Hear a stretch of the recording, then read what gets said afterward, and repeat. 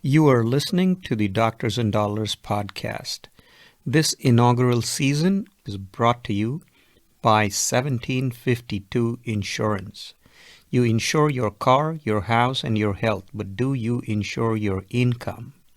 Disability insurance can provide you confidence that your income and lifestyle are protected. 1752 Insurance offers physicians' own occupation disability insurance with up to 20% discount. With disability insurance, you can be assured that your income is protected even if you're no longer working. Finding the right policy for you is simple. Visit 1752insurance.com/docs to request a quote. Every physician's needs are different. 1752 will work with you to customize your own occupation disability insurance policy to fit your needs. Spend less time worrying about protecting your income and spend more time on your patients. 1752insurance.com/docs.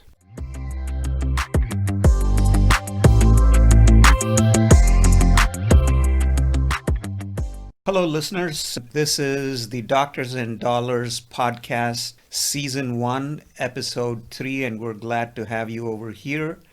I am Vijay Kini. I'm the founder of DocsUp, DOCSUPP, and my co-host is... Hey, this is Jordan Frey, and I'm the obnoxious person behind the Prudent Plastic Surgeon. Excited to be here and excited to have Stephanie. Perfect. And we also have a new website now called doctorsanddollars.com. And our podcast is now available on Apple and Google, as well as on the website itself. So our guest today is Dr. Stephanie Pearson. And without much ado, we would like to have her introduce herself and tell us a little bit about herself. I grew up right outside of Philadelphia in a Jersey suburb. I really knew from an early age that I wanted to be a physician. I had some issues as a kid and really adored my pediatrician. And my initial thought was I wanted to grow up and be like Dr. Barroway. And so pretty much everything I did from the time I was about 10 was geared towards getting into med school and becoming a pediatrician. I will fast forward quite a bit. I got into med school. My diploma still says MCP Hahnemann. It has since switched to Drexel University Med School. However, I spent 12 weeks with a pediatrician my first year and kind of wanted to poke my eyeballs out. So no offense to the pediatricians listening, you guys are an amazing group of people. Turns out I'm not one of them, and found myself in an interesting identity crisis of, this was how I planned my whole life, now what? And I did my surgery rotation first because I thought I wouldn't be into it, and turns out I loved it. I just didn't really have any great mentors, or there just weren't that many women doing what I thought I wanted to do.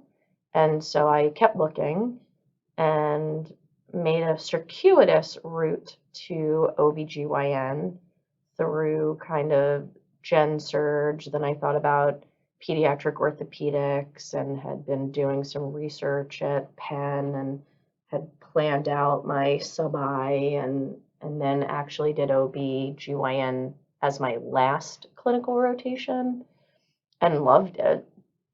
And so at the very end of third year of med school, kind of pivoted and made some connections in the OB/GYN world and found myself really happy in that space and had role models, and it was wonderful. And then I did my residency at Pennsylvania Hospital, which is arguably one of the best places in the country to train, and practiced right outside of Philadelphia for my clinical career, and had planned, quite honestly, on doing it my entire life until either somebody said, hey, maybe you're too old to be doing this, or, my hands didn't work anymore. But I was thinking that that would be in my 70s or 80s if I lived that long. And that just wasn't the deck of cards I got dealt. And I found myself in a very interesting new identity crisis about 10 years into training, or into actually practicing. I guess we never stop training, right? But about 10 years into practice, I was kicked in the shoulder during a difficult patient delivery, and she just got me in the right spot, and I ended up with a torn labrum in my left shoulder. It should have healed, it didn't. I developed a frozen shoulder, or adhesive capsulitis, had surgery. I went to sleep getting told I'd be back to work in 12 weeks, and that was 7 years, 3 months, and 3 weeks ago. Not that I'm counting or anything. And I ended up with severe range of motion deficits and nerve damage in my left arm. I had not been cleared to do OB or operate, and found myself out of a job. It turns out that my employment contract said that I had to be able to do 100% of my job. So I was terminated the day after my FMLA was up. Found that in my physician records, it was listed that I am a liability, and I couldn't get malpractice insurance. And without being an OBGYN, I found myself in a whole new space, and I learned a lot the hard way about disability and life insurance, and tried to do a few things within medicine. I did some medical malpractice work, defense work. I did some medical editing. I did some biotech consulting, but nothing really stuck. And I was still really longing to be in the hospital and be around my peers. And maybe a couple years into my recovery, I started lecturing about what I had learned about the disability and life insurance space. And at some point, my husband and my new business partner said, you know a lot more about this than most people, and maybe this is what you should be doing.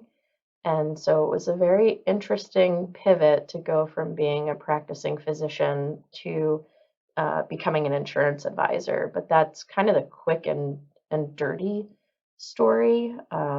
Admittedly, the first couple of years was pretty dark. I have no problem talking about the fact that at one point I was suicidal. I felt like I didn't really have a support network. Physicians are used to kind of this idea of, we're infallible and we should be stronger than, better than, etc. And I really did push myself and work as long as I could, trying to compensate, until I realized that I really was potentially putting patients at risk, and that wasn't who I wanted to be. And so I had also started a secret Facebook group. I don't know if secret's the right word, but a Facebook group that is specifically geared for physicians who, because of injury or illness, had to change their scope of practice or leave medicine altogether. And so that's been really a godsend over the last 7 years, and creating a community that really does take care of each other outside of my new business ventures. And That's a awesome story and very very impressive, Stephanie.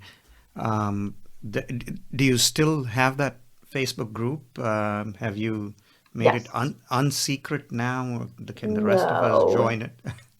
So I have kept it secret because I want it to be safe. I don't want there to be any trolling or people getting into it for the wrong reason. So I still personally vet everybody that gets asked to join.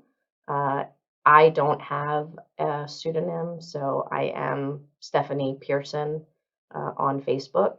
And any physicians who are interested in that support network, feel free to reach out to me personally. But I do try to vet everyone and make sure that it remains a safe place. That is very generous of you to do that, to give back to the community. Jordan, do you have questions for Stephanie about her narrative so far? Yeah, no, I think that's, like I said, really incredible in a lot of different ways. I mean that word. Um, and you, obviously now you are in the insurance business, but you basically, your situation is laying out 100% why every physician needs disability insurance. And yet it's always amazing. Like I had a friend of mine who's a doctor, a young doctor, and a very bright person. He was just texting me, like asking, do I really need disability insurance? This is so much money. And he's married and has a young kid. And, you know, it's just unbelievable to think some people are still questioning that. But, you know, it happens when people sort of aren't thinking along the right lines, or maybe haven't heard stories like yours. So, you know, the fact that you're going out and putting that out there, I think is really important, and I appreciate it. What was your experience like with your own personal disability insurance after this happened to you? Because this was obviously a horrible thing, and like you said, you were facing losing your income, and that's terribly scary. Yeah, so I found out the hard way that my group benefit that my hospital supplied in fine print didn't cover work-related injuries. And so I was flatly denied and told that I would have been better off had I fallen off my bike, which really felt like getting punched in the stomach after everything that had happened. And it's because group disability insurance and workman's comp do come from two different places. Interestingly, I also got initially declined from my workman's comp case. They said that while an injury occurred, my frozen shoulder was idiopathic, or better, my fault, because I continued to work while injured, which is true. I got kicked in December of 2012 and I worked until August 3rd of 2013 because, like I said, right, all good doctors, what do? We suck it up and we figure out how to get our job done. And so I worked until I physically couldn't work anymore. And so that actually took a year and a half and multiple court appearances.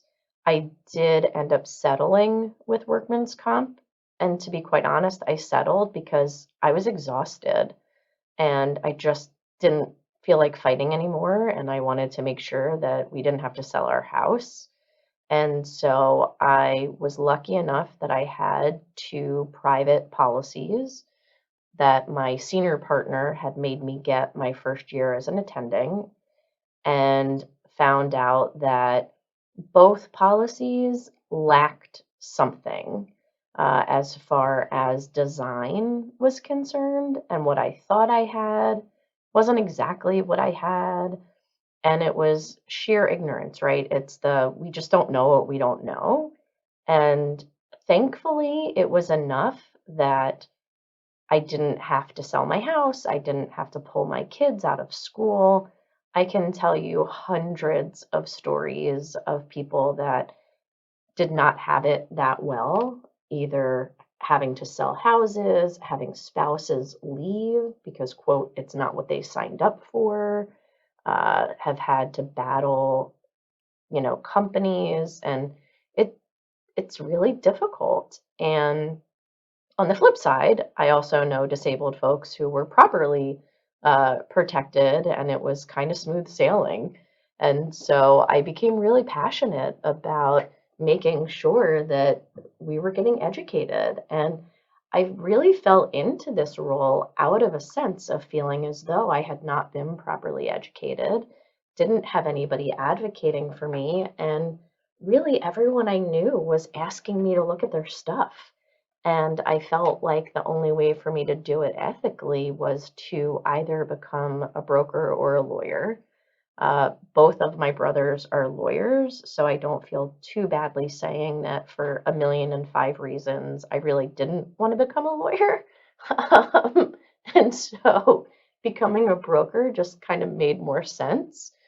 I didn't want to have to worry about billable hours and all the, I don't know, parts of being a lawyer that just don't appeal to me. And to be quite honest, it wasn't even 100% altruistic. I would go and give lectures to area residents, and it was cathartic for me. It was allowing me to still feel like Dr. Pearson instead of, Ryan's wife or Jake and Mac's mom. Uh, I remember somebody asking my son at the time, who was 6 or 7, oh, what does your mom do? And he said, well, she used to be a doctor. And I just sat down and cried.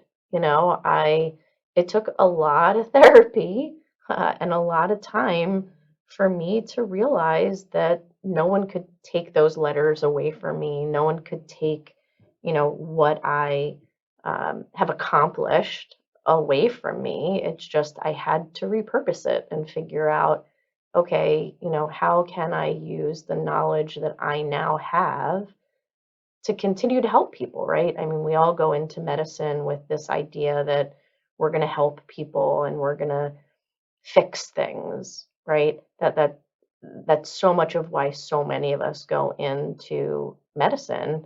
And now I had this opportunity where, okay, maybe I can't help my patients, but better yet, I can help my colleagues.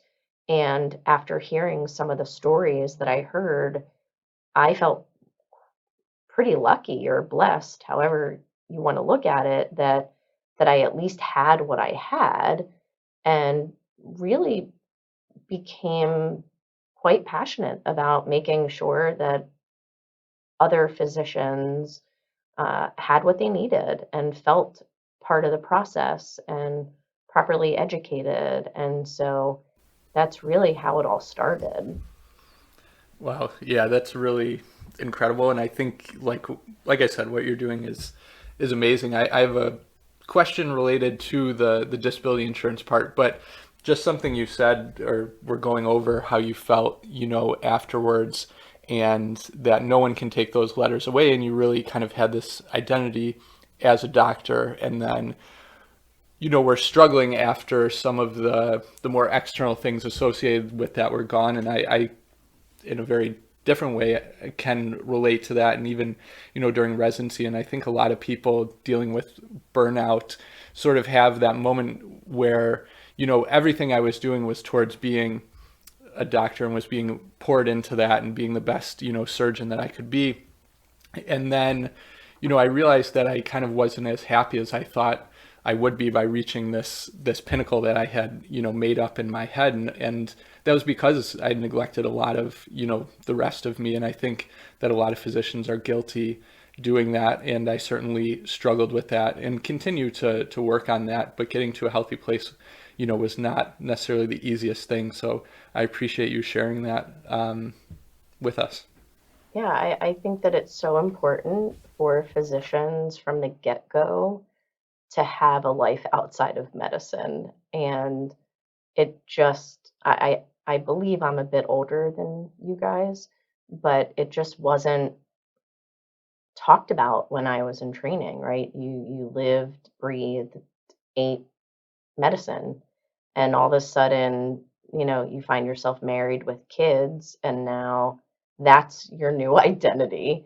And hobbies go out the window, and free time goes out the window. And all of a sudden, you take a step back, and like you said, you're not the only one who, finished, and I guess we never finish, but, getting to that piece or place in our career where we're like, whoa, this isn't quite what I thought it was going to be. And I feel like we're never really prepared for what lies next. And I think that one of the things that really came out of what happened to me, particularly aside from financial literacy, is really kind of pressing upon people that you really have to have an identity outside of medicine and come up with hobbies and figure out what else you're passionate about because things change. We don't have crystal balls, and God knows I said it a lot as a OB that I wished I had a crystal ball, and I feel like I say it as much now as well. We just don't have a way of seeing into the future. I mean, geez, if 2020 wasn't a wake-up call, you know.